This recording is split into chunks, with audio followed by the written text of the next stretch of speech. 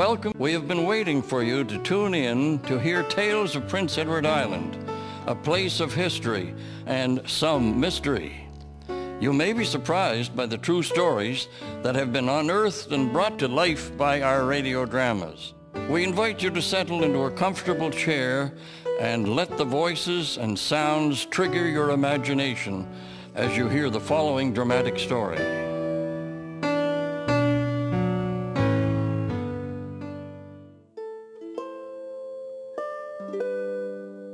Mary Mackendrick. Superstitious beliefs were as much a part of life for the early Celtic settlers of Prince Edward Island as was the natural act of breathing.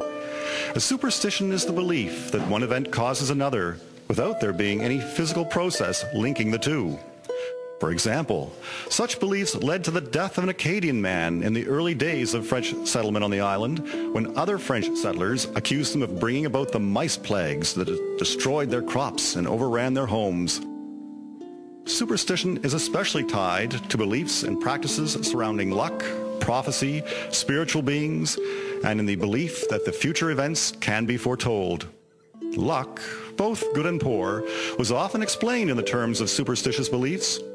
Mary Mackendrick, living in the small community of Campbellton in western Prince Edward Island in the late 1860s, experienced firsthand such beliefs. Marion was known to have the power of second sight, which was not unusual for those of Scottish descent.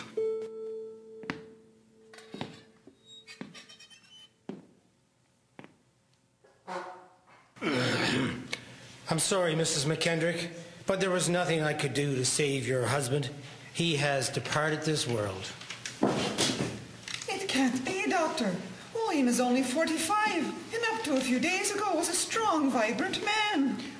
I know, dear lady, but sickness has no respect for age. It is a mystery that is beyond my understanding, and I grieve for your situation. How will you feed and raise 19 children on your own? We have the farm, and I'm a competent woman. Marion Mackendrick was indeed a competent woman. The truth of the matter was that everything seemed to prosper on her small farm, and the bellies of her children were full, and there was clothing on their backs.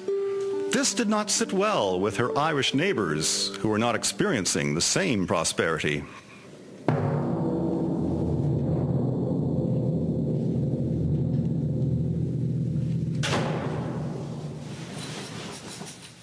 I found the cow dead out in the pasture this morning. There'll be no more milk for the young ones. What are we to do? It was hard enough to feed so many mouths even with the Jersey's milk. You can be sure her death is the work of Marion Mackendrick. Wife, why would you be blaming her? I slighted her just yesterday, and no doubt she'll put the evil eye on her only cow. You foolish woman. What were you thinking, slighting a woman with the power of second sight? You know it is rumored she is a witch. Now we must all pay the price of your foolishness. The evil eye is a look that is believed to have the power of inflicting harm, injury, or bad luck upon the person to whom it is directed for reasons of envy or dislike.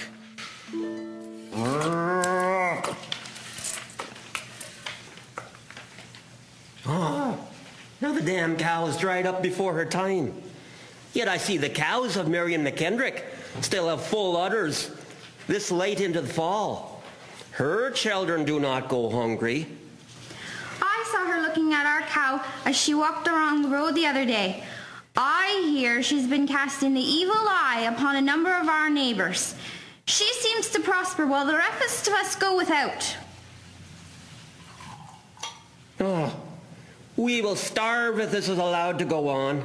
The neighbors must gather right now and confront her. It would seem that it would take a great courage or great stupidity to confront a woman known to have the power of second sight and the ability to cast the evil eye. But the people of Campbellton called a public meeting to do that very thing. Oh, well, I guess we better get something going here now. Oh, yes, well, okay now. All right now. This meeting is called to order. We all know why we are here. A number of us have been beset with troubles, and we believe it is at the hand, or should I say the eye, of Marion Mackendrick. We have called her to this place on this very stormy night to answer to the charge of practicing witchcraft. What do you have to say for yourself, Mrs. Mackendrick?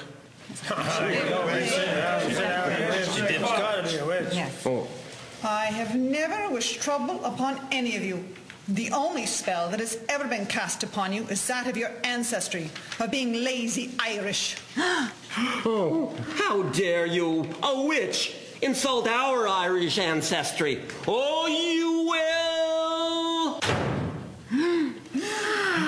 Reverend Dr. Fraser, we were not expecting you to make the trip all the way from Alberton. It would seem I'm the only one who has not received an invitation to the meeting. They are accusing me of being a witch. With good reason, Reverend. It is clear she is prospering when we are not. Our cows are drying up. We're still dying. Our crops are nowhere near as good as hers. What other reason could it be than the casting of the evil eye upon anyone who slights her in the least? That's right.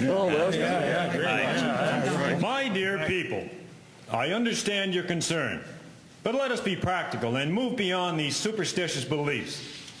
Can any one of you deny that Mrs. Mackendrick is a hard worker, as are her children? Well, that may be, but... I am not finished. Can any of you deny that Mrs. Mackendrick is thrifty with both her time and money? Yeah, I've never seen her buying spirits. She buys only necessities at the store. Then perhaps that is the difference between her and yourselves. Perhaps you should think less of witchcraft and the power of the evil eye, and more about hard work and thrift. Then perhaps you too will prosper. Oh, the man must have chewed How do I thank you, Dr. Fraser? For I didn't know what might have happened had it not been for you. Just keep prospering, Mrs. Mackendrick, and hopefully they will learn from you. One more thing, Mrs. Mackendrick. Just don't look at any of them too closely.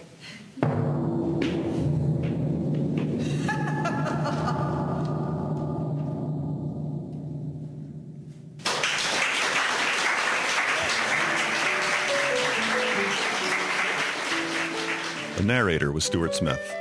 Mary Mackendrick was played by Janet Rose Hurst. The doctor was Stephen Hurst. Man 1 was Brent Slater. Woman 1 was Karen Slater. Man 2, Wayne Wright. Woman 2, Leslie Noonan. The Reverend Fraser, Albert Goody. Our musician today was Christine Anderson Gallant. Recording artist, Peter Gallant. Foleys, Krista Carruthers, Jamie Webster, Alexander Gallant, Sabrina Webster. Introduction by Lowell Hustis. Script by Marlene Campbell. Brought through the support of Canadian Heritage.